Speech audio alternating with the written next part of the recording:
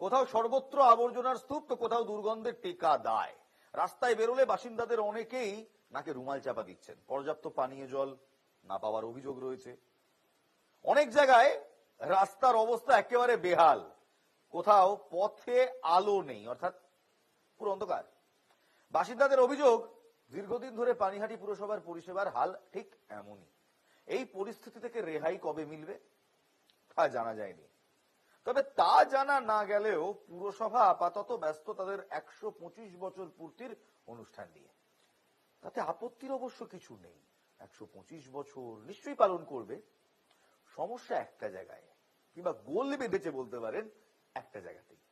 অভিযোগ, ওই অনুষ্ঠানের খরচ তুলতে শহরবাসীর ঘাড়ে চাঁদার বোঝা চাপিয়ে দিচ্ছে খোদ পানিহাটি পুরসভাই। শুধু তাই নয়, অনুষ্ঠানের জন্য টাকা নিয়ে যে রসিদ দেওয়া হচ্ছে সেখানে তারিখ এবং বিল সংগ্রাহকের সই থাকছে না। অমরাবতী মাঠ বিক্রি, কোটানকোট বলছি, অমরাবতী মাঠ বিক্রি নিয়ে তীব্র বিতর্কের আবহে পুরসভার এই কর্মকাণ্ড জনগণের মধ্যে ক্ষোভের আগুন আরো বাড়িয়েছে। তবে পুরসভার চেয়ারম্যানের মধ্যে অন্যায়ের কিছু দেখছেন না। দেখুন,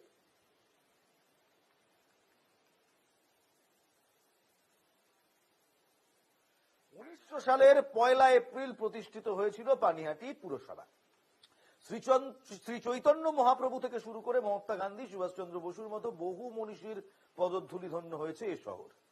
125 বছর পূর্তি উপলক্ষে নানান অনুষ্ঠানের পরিকল্পনা করছে এই পুরসভা। সেই অনুষ্ঠানের খরচ সামলাতে সাধারণ মানুষের ওপর চাঁদার বোঝা চাপানো চলছে, এমনটাই অভিযোগ। জানা গিয়েছে পুরসভার অ্যাসেসমেন্ট সহ বিভিন্ন বিভাগে মিউটেশন এবং বিভিন্ন পরিষেবার জন্য যারা আসছেন তাদের থেকে বাধ্যতামূলকভাবে 1000 টাকা করে চাঁদা নেওয়া হচ্ছে। নানাবিধ হয়রানির ভয়ে তারা টাকা দিতে বাধ্য হচ্ছেন, কিন্তু বাইরে এসে উগরে দিচ্ছেন এক রাশ ক্ষোভ।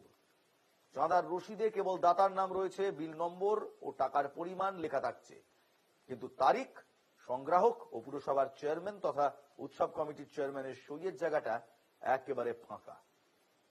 সরকারি জায়গায় এমন কাণ্ড ঠিক কিভাবে চলে? প্রশ্ন উঠছে পুরসভার ভেতরে এবং বাইরেও। পুরসভার একটি সূত্রের দাবি, শহরবাসীর থেকে চাঁদা নেওয়ার সিদ্ধান্তের কথা বহু কাউন্সিলর জানেনই না। বোর্ড মিটিং এ কোনো আলোচনাও হয়নি। ভাবুন তাহলে। প্রসঙ্গত, পানিহাটি পুরসভা গত কয়েক মাস ধরে বিতর্কের চারদিকেই ঘোরাফেরা করছে। পানিহাটির ফুসফুস হিসেবে পরিচিত 85 বিঘা আয়তনের অমরাবতী মাঠ, সেই মাঠ বিক্রির ষড়যন্ত্র রুখতে হস্তক্ষেপ করতে হয়েছে স্বয়ং মুখ্যমন্ত্রীকে। উন্নয়নমূলক কাজের আড়ালে সংশ্লিষ্ট সোসাইটিকে ওই মাঠ বাণিজ্যিক ব্যবহারের ছাড়পত্র এই পুরসভা দিয়েছিল বলে অভিযোগ। কয়েক মাস আগে এই শহরের আবর্জনা সাফাই নিয়েও তোপ দেখেছিলেন মুখ্যমন্ত্রী। এবার নতুন বিতর্ক, পানিহাটি পুরসভার চাঁদা বিতর্ক। এই নিয়ে বিজেপি কি বলছে এবং সিপিএম কি বলছে শুনুন। পানিহাটি মিউনিসিপ্যালিটির বেহাল অবস্থা, জায়গায় জায়গায় আবর্জনা স্তূপ, জল নিকাশির কোনো ব্যবস্থা নেই, পানীয় জলও অনেক জায়গায় পাচ্ছে না, অন্ধকার হয়ে গেলে রাস্তাঘাটে পর্যাপ্ত আলো নেই। সেসব পরিষেবা মানুষকে কি করে দেবে সেটা নিয়ে না ভেবে এখন তারা ব্যস্ত 125 বছর পূর্তির অনুষ্ঠানের চাঁদা তুলতে। পানিহাটি মিউনিসিপ্যালিটিতে কোনো পরিষেবা নিতে এখন যারা যাচ্ছে তাদের থেকে বাধ্যতামূলকভাবে বিনা স্বাক্ষর, বিনা ডেটে রসিদ দিয়ে 1000 টাকা চাঁদা তুলছে। তো দুর্ভাগ্য এটা পানিহাটির যে আমরা এই ধরনের একটা পৌরসভা অঞ্চলে থাকি। আমার ধারণা আইনে কোথাও এরকম লেখা নেই যে পৌরসভার কোনো উৎসব হবে তাকে পৌরসভার বিল চাপিয়ে কালেকশন করবে। এরকম কোনো মিউনিসিপাল অ্যাক্টে এরকম কোনো ধারা আছে বলে আমার জানা নেই, এবং এটা যারা করছেন তারা অত্যন্ত আইনসঙ্গত ভাবে করছেন। এটা সম্পূর্ণ বেআইনি কাজ। পৌরসভা যদি কারো মানে উৎসবের জন্য কারো চাঁদা দিতে হয় চাঁদা দেবে, কিন্তু বিল ছাপিয়ে যারা যে কাজের জন্য যাবে তাকে 1000 টাকা দিতে হবে, এটা কখনো আইনসঙ্গত হতে পারে বলে আমার মনে হয় না। বেআইনি, সম্পূর্ণ বেআইনি। কি অবস্থা বাবু? বিরোধীরা অভিযোগের পর অভিযোগ করছে, আর তৃণমূল কংগ্রেস কি বলছে জানেন? বলছেন তারা এই বিষয়টা জানেনই না। তৃণমূল কংগ্রেসের বক্তব্য শোনাবো।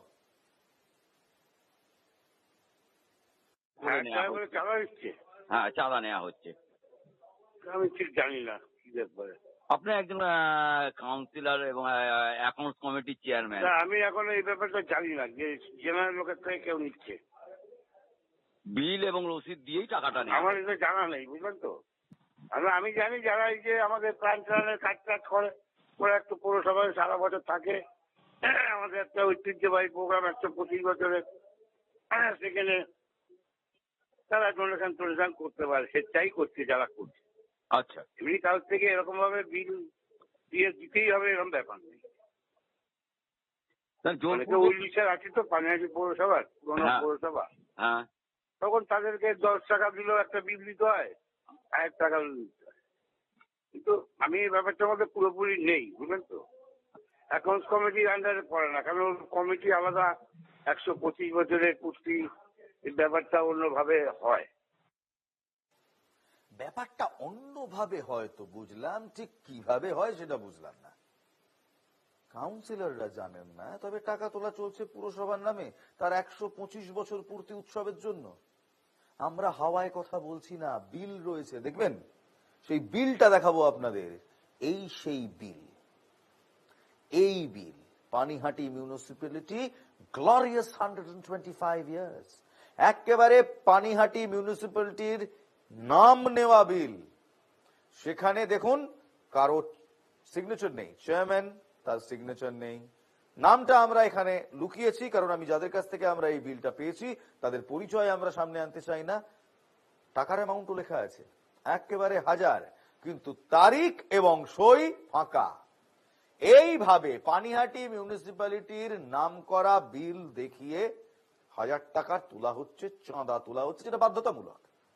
অর্থাৎ আপনি যদি এখন কোনো মিউটেশন করানোর জন্য পুরসভাতে যান, কিংবা পেটের জলের কানেকশনের জন্য যান, কিংবা কোন রকম সহায়তার জন্য যান পানিহাটি মিউনিসিপ্যালিটিতে, আপনাকে এই 1000 টাকার চাঁদা দিতে হবে। এই বিল আপনি পাবেন, আপনার নাম লেখা থাকবে, 1000 টাকা লেখা থাকবে, ডেট এবং সই আপনি পাবেন না। আর এই 1000 টাকা না দিলে আপনার কাজ এগোবে না, এমনটাই অভিযোগ। এই অভিযোগ বিরোধীদের আর তৃণমূল কংগ্রেস, পানিহাটি মিউনিসিপ্যালিটির কাউন্সিলররা, তারা বলছেন তারা কিছুই জানেন না। তাহলে জানেটা কে? আম জনতার কাছ থেকে এভাবে টাকা তোলা, সেটাকে তো এক্সটর্শন বলে। তাহলে কি পুরসভা এক্সটর্শন করছে? বলতে ভাল লাগছে না, শুনতেও হয়তো অনেকের ভাল লাগছে না, কিন্তু এটাই সত্যি।